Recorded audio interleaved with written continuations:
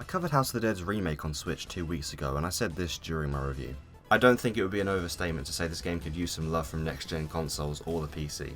While putting that review together, I was under the impression we'd be waiting about 6 to 12 months for the console and PC ports, but it's here now.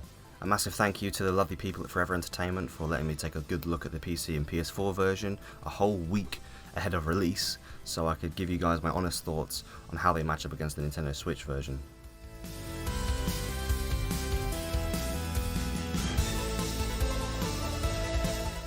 Talking specifically about PC here, the Steam page boasts a recommended requirement of an i7-7700, 16GB of RAM, and a GTX 1070 or GTX 1660 Super. Keep in mind that I'm basically bang on in that bracket. I'm running an i7-4790K, I'm running 32GB of RAM, and I'm also running a GTX 1070, so I'm very close to the recommended requirements here. My experience was essentially 95% solid performance-wise. There was barely any hiccups on the max settings at 1080p. Honestly, it was extremely smooth. It was smooth as butter. Of course, the frame rate is not perfect. There are some problem areas where the game will decide to dip to like mid 40 FPS out of nowhere. Maybe a culling issue, I'm not entirely sure. Overall though, I'm very happy with the performance on PC, but mileage may vary. I just had a very smooth experience. I had very little issues. But of course I'm running recommended requirements, so keep that in mind. PS4 version runs better than the Switch, but certainly has some frame drops along the way, while not as catastrophic as the latter. I mean, I played on Horde mode, and the frames definitely were significantly dropping. I don't know how much. I don't think it was less than 30 FPS. I don't think it was really less than 40, but I definitely noticed there was a fluctuation in the frames. But generally the performance is not actually that bad on PS4.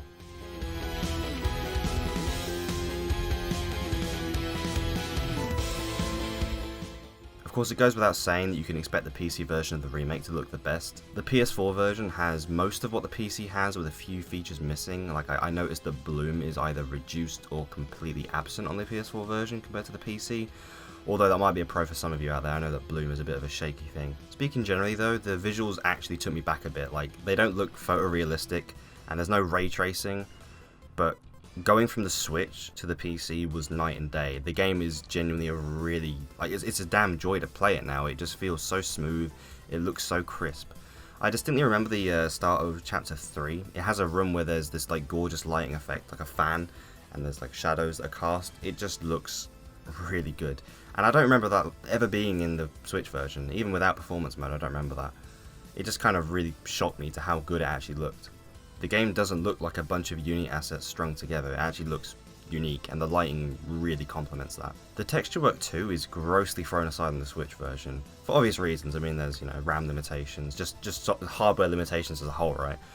But here it looks amazing, from like the enemies to the walls. I really do love it. It looks brilliant.